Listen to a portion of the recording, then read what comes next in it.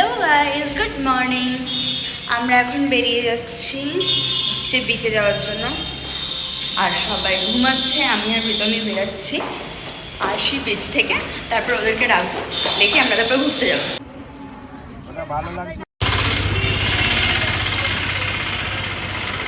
আমরা এখন সানগ্লাসের দোকানে সানগ্লাস কিনছি। আমারটা আমি ফেলে এসেছি হোটেলে, আর প্রীতম এখন কিনছে, কিনেও নিয়েছি। বাইরে প্রচুর রোদ, আমি যেহেতু সানগ্লাস হোটেলে ফেলে এসেছি, আমি প্রীতমকে মানা করলাম নিতে না, কারণ আবার তো এই খাওয়া দাওয়া মানে টিফিন খেতে এসেছি, খেয়ে দিয়ে আবার তো বেরাবো, ওর জন্য। সানগ্লাসটা কেনার পর আমরা হেঁটে হেঁটে এই রাস্তাটা ধরে যাচ্ছি বিচের দিকে। আর এই যে ওপরে দোকানগুলো বসেছে, শঙ্কর দোকান, পাশাপাশি অনেক কিছু দোকান আছে, শপিস টপিস। চলো তোমাদেরকে দেখাই। আমরা নিচ দিয়ে গেলাম না, কারণ কালকে বৃষ্টি হয়েছে, তো নিচে কিছু জল আছে, ওই কারণে আমরা ওপরটা দিয়ে হেঁটে যাচ্ছি। আর তার সাথে প্রীতম বলেছে যে কচুরি এইসব কিছু খাবে, তো ওই দোকানগুলোও খুঁজতে খুঁজতে যাচ্ছে এখান থেকে। এখন বাজে হচ্ছে 7:30 মতো হবে, তাতেই এত ভিড় হয়ে গেছে, চারিদিকে এত লোকজন। আমরা যে ওপর দিয়ে হাঁটছিলাম, এবারে নিচে নেমে গেছি রাস্তায়। দেখো চারিদিকে কত ডাবের দোকান বসেছে, কত কত ডাব আছে, কিন্তু ডাব খাবো না এখন। আর একটু এগাবো, এগিয়ে বিচের সামনেটায় যাই, দেখি কীরকম কী ক্রাউড আছে। এই দু সাইড এরকম বলগুলো নিয়ে বসে না, দেখতে ভালো লাগে খুব। ওটা দেখলেই বোঝা যায় যে না, চলে এসছে একদম সমুদ্রের ধার। এখানটা এসে যাওয়ার পরে শুনছি মানে পাশে গান চালানো হয়েছে, নচিকেতার গান চালানো হয়েছে। আর দুদিকেই দোকানপত্র বসেছে, যেরকম বসে, নতুনের কিছু নেই। আর সামনে লোকজনও আছে, ভিড় আছে। অন্যবার সকাল সকাল আসা হয়, যে টাইমে মাছ ধরে সবাই, ওই টাইমটাতে ভালো লাগে, ওই টাইমটায় মাছ ধরার টাইমে আসলে। আর আজকে তো একটু লেট হয়ে গেছে, তার মধ্যে এত লোকজন, আমি এই পুচকে মানুষ ছোটোখাটো, আমাকে তো বোঝাই যাচ্ছে না এত ভিড়ের মধ্যে। আমি প্রীতমকে ডাকলাম, বললাম যে চল স্নান টান করবি কি না, তো বলে যে না করবো না। তাই বললাম চল পাথরের ওপর থেকে হাঁটবি, ও সেটাও যাবে।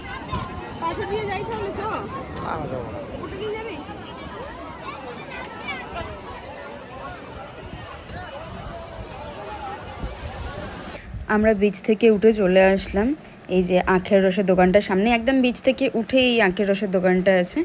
দিয়ে এখানে আমরা দুজনে 2 গ্লাস আখের রস নিলাম, ডাব খাবো না বললে।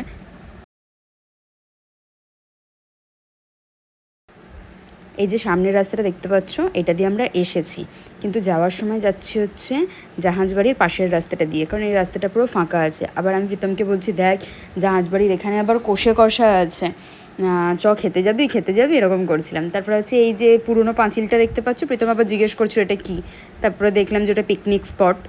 এটা পুরো স্লিম ফিগার, এটা কিরকম ঘোড়া মাম, কিচ্ছু নেই ঘোড়াটার।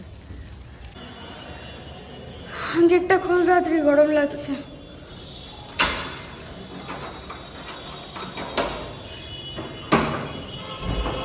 এক্ষুনি আমরা রুমে ঢুকলাম, আমি জল খেয়েছি এক্ষুনি। বাইরে বিশাল গরম, ঘরে এসে একটু ভালো লাগছে, মানে রুমে এসে একটু ভালো লাগছে।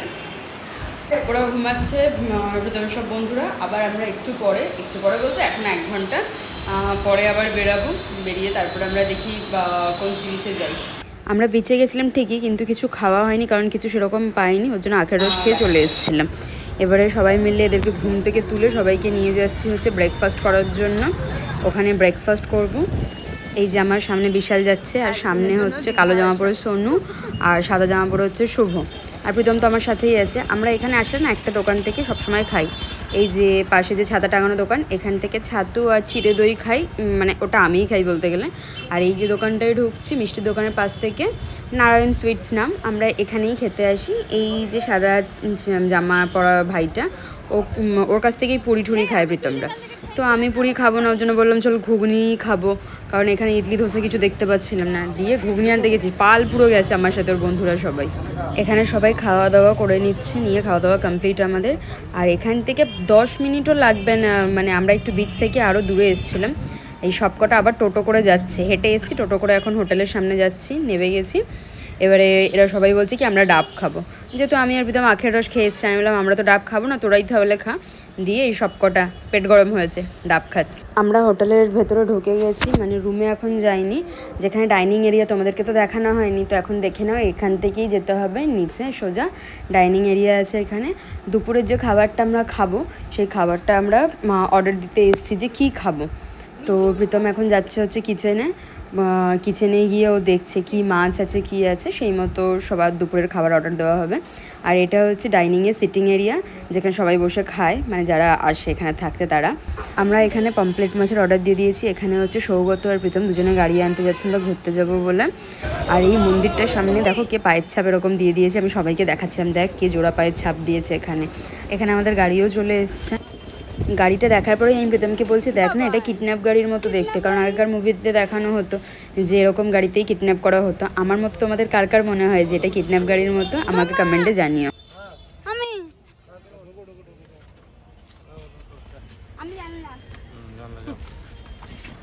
এক এক করে সবাই আমরা গাড়িতে উঠে গেলাম। আমরা যাচ্ছি হচ্ছে তাজপুর। গাড়িতে গান চলছে দারুণ, ফুল মুডে আছে সবাই, খুব এনজয় করছে। আমাদের এরকম ট্রিপ মাঝে মাঝেই হয়ে যায়, আমরা মাঝে মাঝেই দীঘা চলে যাই। আমারই এটা নিয়ে 8 বার, প্রীতমের তোর বন্ধুদের তো আরও বেশি হবে হয়তো। কাল যেহেতু বৃষ্টি হয়েছিল, আজকে ওয়েদারটা খুব ভালো আছে, রোদও আছে, জোরে হাওয়াও দিচ্ছে, জলের পাশ দিয়ে যেহেতু গাড়িটা যাচ্ছে ওর জন্য মানে গরমটা অতটা বোঝা যাচ্ছে না, ভালো লাগছে। আর এই চারিদিকে এরকম সিনারি দেখতে দেখতে যাওয়া। এই ব্রিজটা যা দারুণ লাগছিল, যত সম্ভব এই ব্রিজটার নাম হচ্ছে নয়াখালী ব্রিজ। এরপরে দেখো অনেক নৌকার মতো রাখা। হুট করে দেখি রাস্তার মধ্যে এনারা যাচ্ছেন আস্তে আস্তে, তো জিজ্ঞেস করলাম যখন জানতে পারলাম যে ওনাদের বনদেবী বা কিছুর পুজো আছে। তারপর হচ্ছে এই যে রাস্তাটা, এটা হচ্ছে দীঘার ম্যারিন ড্রাইভ মনে হয়। এখান থেকে যাওয়ার সময় মনে হচ্ছিল জাস্ট গাড়িটা চলতেই থাকুক এইভাবে। আর আমি তো গাড়িটা একদম জানলার ধারে বসেছিলাম, আমার মনে হচ্ছিলো আর কোথাও যাব না, এখানেই থেকে যাই, এত ভালো হাওয়া লাগছিল না। আমি ওর জন্য একটুখানি ভিডিও করে নিলাম জানলার ধারে বসে। এখানে গাড়িটা আটকে গেছে বালির মধ্যে, আমরা ওর জন্য গাড়ি থেকে নেমে দাঁড়িয়ে আছি। প্রীতম ওরা গাড়ি ঠেলছে, কারণ হচ্ছে আমরা এই রাস্তাটা দিয়েই আগে বিচ, মানে যে বিচটাতে আমরা যাবো বলছি ওই বিচটাতে এই রাস্তা দিয়েই যেতাম তাজপুরের। কিন্তু এখন দেখছি কীরকম অন্যরকম লাগছে, মানে এতদিন পর 1 বছর পর গেছি যেহেতু, এখানে পুরো সেটআপটা চেঞ্জ হয়ে গেছে, প্লট হয়ে গেছে, নতুন বাড়ি হয়ে গেছে, সব হয়ে গেছে। ড্রাইভার দাদা আমাদেরকে এখানে নামিয়ে দিয়েছে, কারণ রাস্তা খুঁজে পাওয়া যাচ্ছিল না, ওর জন্য আমরা এখানটাতে একটুখানি ঘুরি ততক্ষণ। বিশাল আর প্রীতম গেছে হচ্ছে এ করতে, বিচটা খুঁজতে যেখানে আমরা যাই। চলো তোমাদেরকে এখানকার সিনগুলো দেখাই।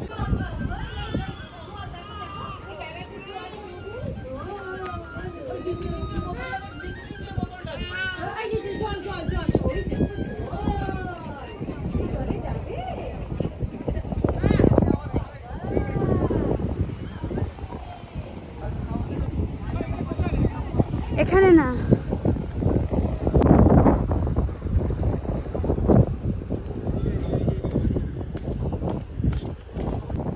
এখানে সবাই খুঁজছে যে এদিক দিয়ে ওই বিচটাতে যাওয়া যায় কি না।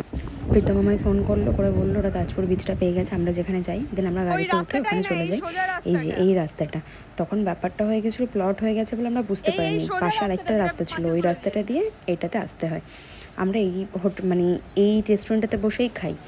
আর পাশেরটাতে একটা কাণ্ড ঘটেছে, সেটা তো বলবোই তোমাদেরকে পরে। আর এই যে ফাঁকা জায়গাটা একটু আগে দেখলে, ওখানটাতেও এইবারে অনেকটা ভিড় আছে রে।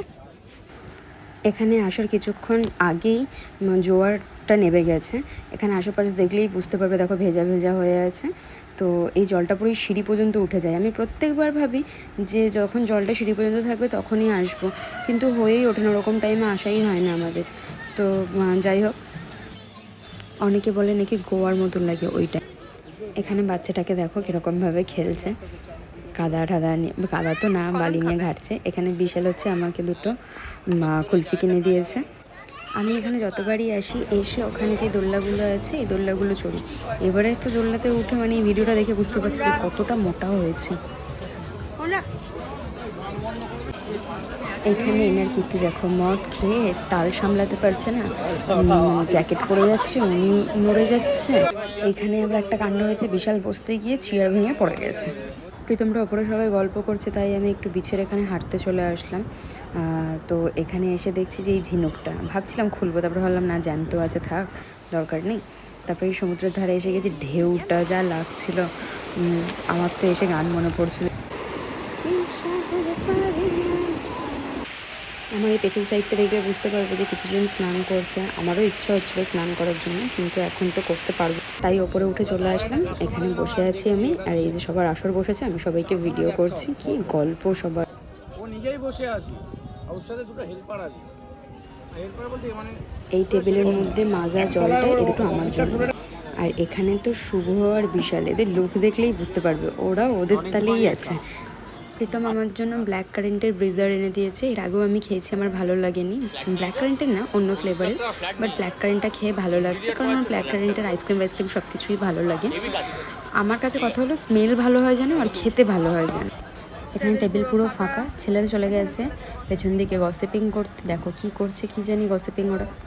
আমার তো রোদেও অ্যালার্জি হয়, এই কারণে প্রীতম আমাকে আসতে দিচ্ছিল না। আমি তোকে জোর করে টেনে এনেছি, চ আমাকে একটু ভিডিও করে দিবি, ফটো তুলে দিবি। এই করতে করতে একটা কেস ঘটে গেছে, তার জন্যই আমরা থানাতে।